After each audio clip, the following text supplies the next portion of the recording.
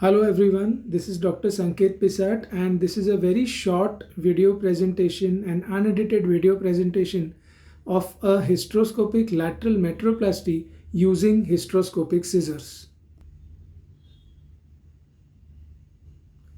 So as usual, we are performing the hysteroscopy using a 2.9 mm rigid hysteroscope and without prior cervical dilatation. So you can see the beautiful internal os is already seen quite well right at the center of the picture over here, and this is the appearance that should be seen when you are going inside. So let's take a look at that. And so that's the internal os which is seen right there. So once the internal os is visualized, then the scope advances into the uterine cavity. Right, and we have the scope going in from here, and when we enter with the no touch technique, we do not dilate the cervix prior. So the telescope is then positioned according to the position of the internal os, and one has to rotate it to get an entry inside the uterine cavity.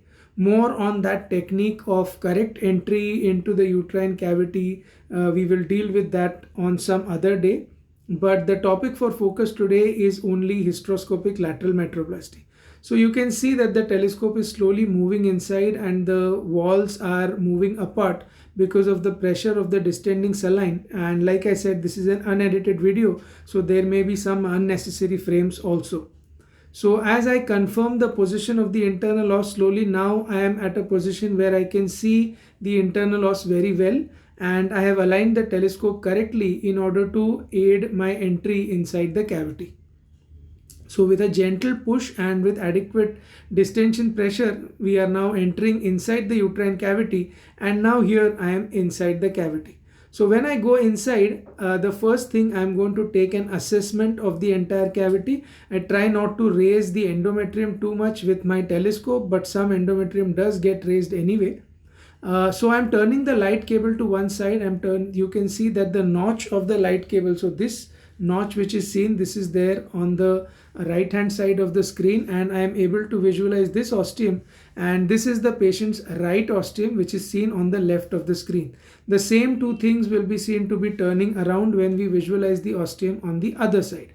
So now this is the right ostium which is seen, and then I'm going to turn the notch of the light cable that turns to the other side, and this is the left ostium which is seen. So the ostia as such, they look normal with some slight fundal indentation between the two. So maybe she has a subseptate or an arcuate uterus. Now as we pull the telescope back, you can see that the telescope moves to this point, and from this point, which is actually the internal os, and we will discuss how to see whether or not this is actually the internal os, but from this point you can see that I am able to notice only a tubular cavity.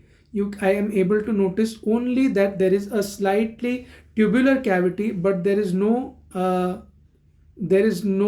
large cavity with a good volume which is seen as it usually should be seen. So I'm just going to pull back the video a little bit and demonstrate this over there. So let's play the video again, and when we play the video, we can see that we are pulling back, and from this level I should ideally be able to see both the ostia, or at least a majority of the uterine cavity, but all that I can see is a small tunnel like projection, and that's not really the entire cavity, it's only a small part of the cavity. So effectively this is the part that seems to be hypertrophied. So from here I should technically be able to be seeing the entire cavity up till here and up till here, but you can see that is not the case, and it is this part of the side wall that seems to be hypertrophied, which is blocking my view of the tubal ostia on both the sides. So this is a case of a patient who is having bilaterally convergent walls, and hence this is a patient who requires lateral metroplasty.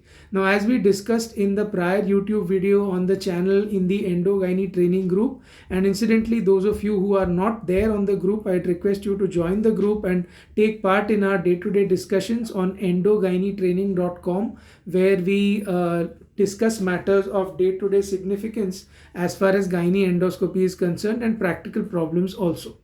So this I'm going to remove this drawing now, and let's proceed with the video. So as we look inside, you can see that the cavity is seen to be obviously small in size. So this prior diagnosis, like I told you before, is to be done on ideally on 3D ultrasound, and such sort of subjective diagnosis in the ongoing surgery is to be avoided. However, this patient has already been diagnosed as a case of T-shaped uterus, and we have already considered planning surgery for this particular patient. By the Kuhn criteria, she has got all three criteria which are fitting in, and therefore she is definitely a candidate who will be requiring surgery. Now we are switching over, or rather we are starting. We do not really do a diagnostic hysteroscopy anymore. We directly go ahead with an operative hysteroscopy. So the operative sheath is already in place, and now what we are doing is we are going to introduce the hysteroscopic scissor inside. So you can see that the hysteroscopic scissor will be coming in a short while, and we are going to do the entire surgery with the hysteroscopic scissor. Now first question is how to decide from which level we need to start cutting. So if you can see at this particular point over here, what is happening is that there is, so at this particular point you will see that there is some sort of a transition from the endocervical mucosa to the endometrium. This can be appreciated as a change in texture or sometimes as a color change as well, and that can be assumed to be the approximate location of the internal os. So let's play the video and go ahead. Let's see what we find. So you can see here at this particular level how the color is changing. So if I were to draw that for you again, at this level you can see that there is a change in both the texture as well as the color. In this mucosa is different, and this mucosa is different, and this is probably the junction where the internal os is. So we are going to give her a little margin of doubt or a safety margin, and we are going to start cutting a little beyond this point so as to not damage the fibers of the internal os. So let's continue with the video now. You can see the cervix ends over there. We are just beyond the internal os, and from this point I should have been able to see the ostium very clearly, which I cannot, which is suggests that the lateral walls are convergent. So I'm going to use a hysteroscopic scissor now, and the hysteroscopic scissor, as you know, is a single action instrument. That means only one blade of the hysteroscopic scissor moves. So I have inserted the fixed blade. I have thrust the fixed blade inside the uterine cavity. So this one here, this is the fixed blade of the cavity, which I am going to show you right here. Right. So this is the fixed blade, and this is the moving blade, and I'm going to always insert the fixed blade inside the uterine cavity and move the moving blade over it. So this gives me good traction with the scissors. It does not allow the scissor to break easily and lets me cut quite effectively. So let's move on with the video and see how that works. So this is cutting the lateral wall, and I'm gradually making small millimeter by millimeter cuts from just above the internal os up till the ostium. Don't mind the hysteroscopic scissors. Some viewers had raised concerns about the old look of the scissors. Some of our surgeries are also done at charitable places where instruments may not be absolutely up to the mark, but they are definitely safe and impeccably sterilized nevertheless. And after all, we are all here to learn, not to point out mistakes. So I am cutting with the hysteroscopic scissor, and I am cutting slowly, millimeter by millimeter, and deepening layer by layer until I reach the tubal ostium. Notice that I'm always looking at the tubal ostium from time to time, and I'm successively deepening the cuts. The reason why I do not cut it, so here you can already see that some blood vessels have started coming up. So if I'm going to pause that video and mark it out for you, you can already see that at this level, you can see that blood vessels have started coming up.